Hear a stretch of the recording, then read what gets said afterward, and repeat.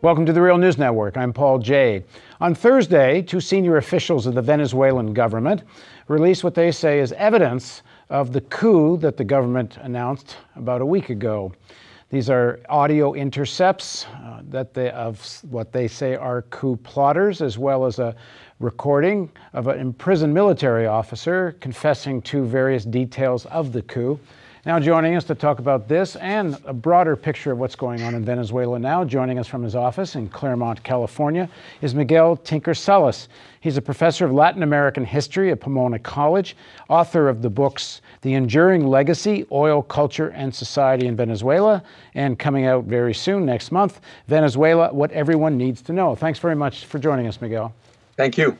So what do we know so much, what do we know so far about what the government is saying took place in terms of this coup? What we saw today was a purported audio recording between a former retired officer in communication with active officers, highlighting or purporting to say that he had been approached about a potential coup to overthrow the government of Nicolás Maduro, the democratically elected government of Nicolás Maduro. It was a short clip, 2 minutes. So there is importance to continue to have this kind of information because, as you know, all the press is sort of highlighting that Venezuela continually says it's under a threat of a coup, but ridicules and mocks Venezuela. And here we actually have concrete evidence that this might in fact have happened. Yeah, the Western press, particularly watching papers like the Washington Post, New York Times, have been treating all of this claim with some sort of ridicule. Although I find it kind of interesting that they almost never contextualize that, in fact, there was an actual coup against President Chavez in 2002, and at least one of the people who has been accused of this coup actually signed a document in 2002 supporting that coup. Right. The U.S. has historical amnesia. The U.S. press has historical amnesia. The State Department seems to have historical amnesia. We only remember about coups in terms of Guatemala or in terms of Chile in '73 or in terms of something else. We tend to forget that coups have happened in Honduras against Mel Zelaya or in Paraguay against the president of that country, and that they happened in Venezuela in 2002. And not only in 2002, but the fact remains that there's been an ongoing effort to destabilize the government, to represent the government as a crisis in crisis mode, and to depict the country as if it's on the brink of a precipice. It's very interesting for your listeners to look at how Mexico is depicted and how Venezuela is depicted. Mexico is actually experiencing a real human rights crisis with over 100,000 dead, thousands disappeared and displaced, and millions immigrating. And Venezuela, a very small number, a very deplorable number, but a very small number of people who have actually perished. But the reporting is completely, obviously, one-sided and really depicts the country, as I suggested earlier, as somehow on the verge of a crisis. Right. Now, one of the accusations against the coup plotters is that they released a document on the day the alleged coup or accused coup was supposed to happen. What is this document, and what is their vision for Venezuela if there was a coup after the coup? Well, that's the interesting part. I mean, there's a popular saying in Venezuela, which is, quítate pa ponerme yo, get out of the way so I can take your place. And what we see from the opposition is critique and critique. This document was called The Transition, much the same way as last year, their statement for an effort to oust Maduro was called the Salida, the exit. And what it purports is a series of criticisms against the government, of grievances against the government, but not very clear as to what they would represent, when in fact they've had a chance to do that, which they did when Capriles Radonsky and other candidates ran for a position in the opposition. They actually listed return to neoliberalism, privatization of the oil company, floating in the Bolivar, a very neoliberal economic policy. But they know that that wouldn't gain much ground in Venezuela, so they remain very amorphous about it. But it's clear that they are already planning for what they call the transition, or la transición, the same way that they planned last year for what they call the exit. One of the positions of the opposition, certainly some of the people that have been accused of the coup, has been to privatize the national oil company. Is that correct? Well, what they look for is they want to return to the PDVSA before 1998, before Chavez. That is when the PDVSA was a state within a state. PDVSA is the national oil company. And they want it to be an alternative power. And that's precisely what they would like to do. Because if you control PDVSA, you control the economic purse strings of the country. And understanding that oil workers and the oil elite essentially had a very privileged lifestyle within the country and were essentially an independent way of pressuring the state and extracting concessions for largely a middle-class project, one that, in point of fact, had seen the experience of over 60% of the country living in poverty. So in many ways, for most Venezuelans, that's a return to a past they would like to avoid. So the opposition is much more careful in how they frame their position around those issues nowadays. Now, one of the things that, in my opinion, at any rate, gives some credence to the fact that there was a coup attempt is that, in fact, there is the economy in Venezuela is in very dire straits right now. The price of oil has severely damaged all the budgeting measures. I was in Caracas actually just a few weeks ago, and the inflation is terrible. I think the inflation's running something like, I see numbers anywhere from 68% to 160%. I'm not sure what a legitimate number is, but one way or the other, American dollars right now, I saw one report that you can buy a tube of toothpaste for 7 American cents. So the economy really is in a very serious situation. Maduro's polling right now apparently is down to about 24%. I mean, a lot of people think if there was an election now, he could well lose. So the moment is a very difficult moment. No doubt about it. Venezuela depends on oil for its foreign reserves. Oil prices have fallen precipitously, which means that the government's budget has a huge hole in it. The fact that they spend 60% of their oil revenue profits for social programs means that those areas have been taking a hit. It also means that they have less money with which to import food products and others, and with large amounts of money following a small amounts of goods, you're going to have inflation. But it also speaks to the fact that in the last 15 years, the consumer class in Venezuela has grown significantly. So we talk about the purchasing power of a large number of population that historically had been excluded. So you have several factors going on at the same time. Greater demand for a least amount of products, the government having problems importing products, bottlenecks at the ports, inflation. You also have a large number of the goods leaving the country as contraband because they're subsidized goods in Venezuela that can fetch much higher prices in Colombia and elsewhere. Large amount of that contraband is also gasoline, which goes and flows into Colombia and subsidizes the Colombian economy the same way that the food products are going in that same direction. And you also have corruption, and the government really has a challenge on its hands to root out the corruption, to clear up the bottlenecks, to provide products for the population. But it's an increasingly a larger population than it ever had before, and the opposition here has no clear plan.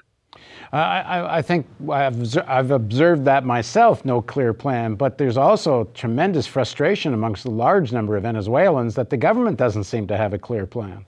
Yeah, that's unfortunately the perception that exists, and that perception is growing because people are having to stand in lines to get basic food products, something that Venezuelans aren't accustomed to.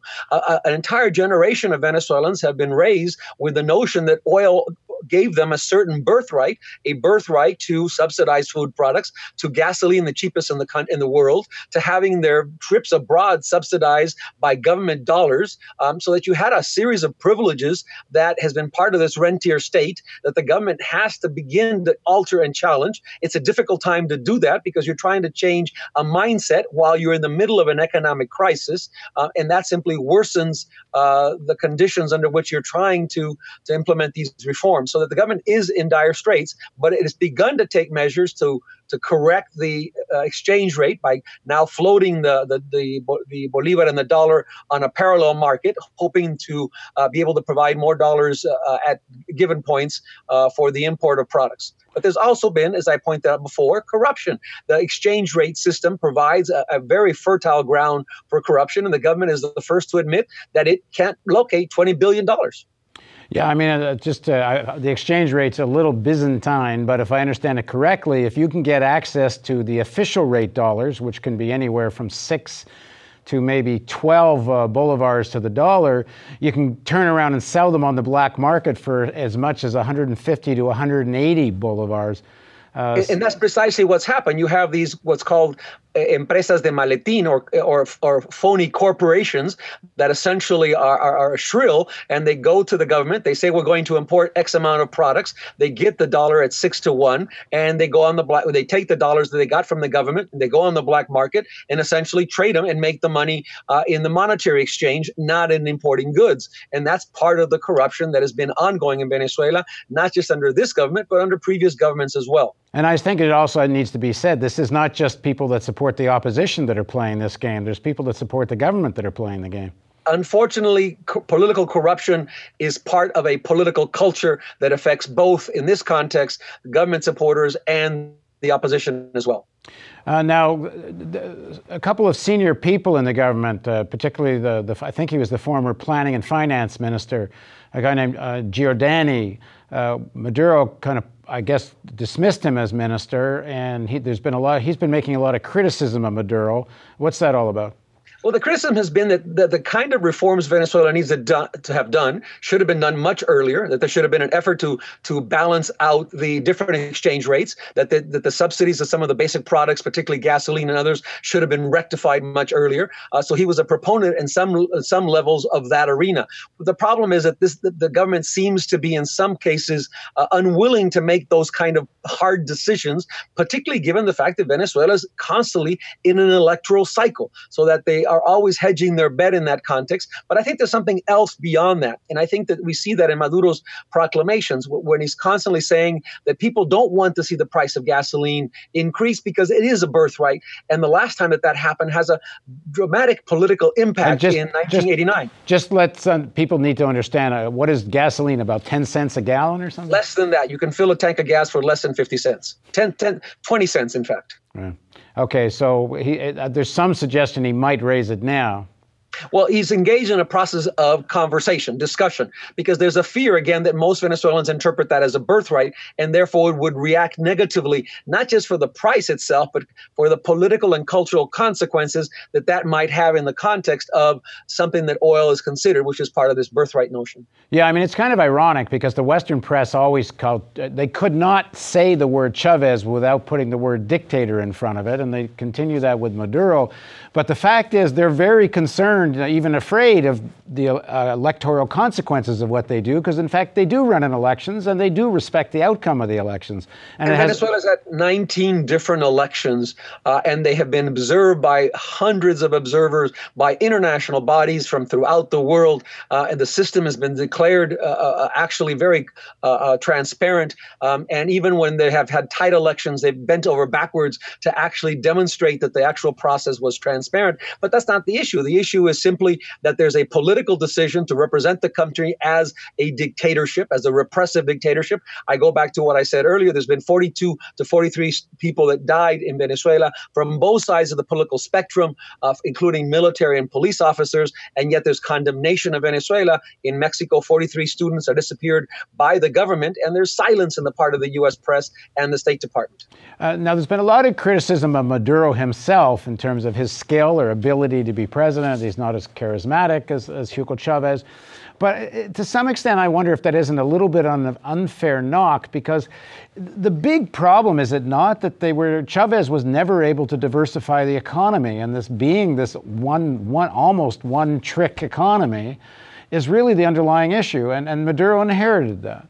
Well, the reality is that Chavez was a very organic leader, which had a very different kind of relationship with the population, and it's unfair to expect Maduro to have that. It's simply a different personality, different kind of person. But the reality is that what Maduro inherited in some ways were some of the excesses that were there present during the Chavez administration, and that is the inability to transform the economy, to rely on the rentier state, to continue the high level of subsidies in the economy, to have what some people have said, un derroche de dólares, un derroche de petróleo, an excessive use of foreign exchange dollars for many of these different kinds of changes, and not fundamentally altering the economy itself and public perceptions of what the state can actually provide. I think that the key thing has been the empowerment of millions of people, the mobilizations that have taken place, how Venezuela has been transformed at many different levels, but much of old Venezuela is still present. And I think that that's the challenge one sees in this context. And just finally, most predictions are we're probably looking at about a $60 barrel of oil for maybe a year or two. Who knows for sure? But that's I think the scuttlebutt these days in the pages of the business press. Apparently, I know we've heard from the Venezuelan government they have budgeted for this, but in reality, I think most people think they were figuring it'd be about at least $100.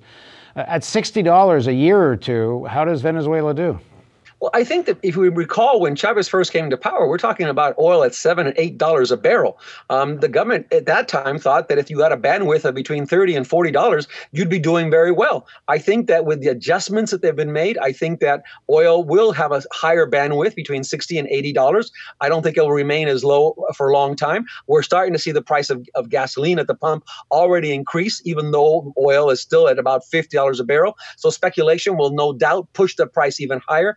But I think that if they budget, if they streamline, if they make the additive correctives, if they are able to control what they've highlighted themselves, corruption, and been able to improve production, that they might actually be able to weather the storm. All right. Thanks very much for joining us, Miguel.